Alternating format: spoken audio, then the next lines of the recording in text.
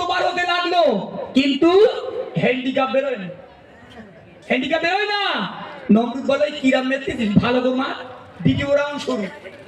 এবার শেষ বেলায় গিয়ে এত পরিমাণে মারলো, নমরুদের মাথা ফেটে নমরুদ মারা গেল, মশা উড়ে পালিয়ে গেল। একবার জোরে বলুন না সুবহানাল্লাহ। নমরুদ কি যাইতাই যন্ত্র ছিল। চলো এবার সাদ্দাতের কাছে যাও। সাদ্দাত আল্লাহরে বলে, আল্লাহ আমি তোমার জান্নাতে যাব না। ও আরেক বেঈমান, তাই না বাবা? শুকনো বেঈমান। হ্যাঁ হুজুরা ঠিক কথা বলে, শুকনো বেঈমান। সাদ্দাত আল্লাহরে বলে, আল্লাহ আমি তোমার জান্নাতে যাব না। আল্লাহ বলে কি করবে? সাদ্দাত বলছে আমি জান্নাত তৈরি করব। কত বড় জানোয়ার বলেন, আরেক জানোয়ার। আল্লাহ বলছে ঠিক আছে জান্নাত তৈরি কর, আমি তো ব্যবস্থা করতেছি। 300 বছর ধরে জান্নাত তৈরি করলো। কত বছর? জোরে বলো কত বছর? 300 বছর ধরে জান্নাত তৈরি করলো। জান্নাত তৈরি করা হয়ে গেল। আমার আল্লাহ পাক আল্লাহ তাআলা মালিকুল মউত ফারিস্তাকে হুকুম দিল, ও মালিকুল মউত। আল্লাহ বলে এত জোরে ডাকছেন কেন, কি হয়েছে বলেন? বলতে শিগগিরই যাও, সাদ্দাতের টাইম শেষ করে এসো। ওরা নিয়ে এসো। মালিকুল মউত আল্লাহরে বলে, আল্লাহ কোথায় গেলে পাবো? বলে সাদ্দাতের গেটে চলে যাও, ওখানে গেলেই পরে পেয়ে যাবে।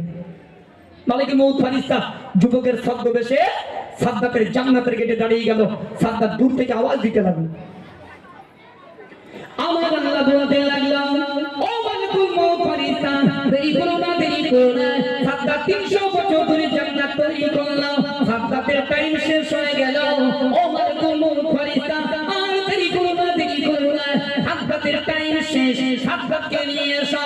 মালিকুল মউত ফারিস্তা বলতে লাগলো, ও রব্বুল আলামিন আল্লাহ সাদ্দাতকে কোথায় পাবো?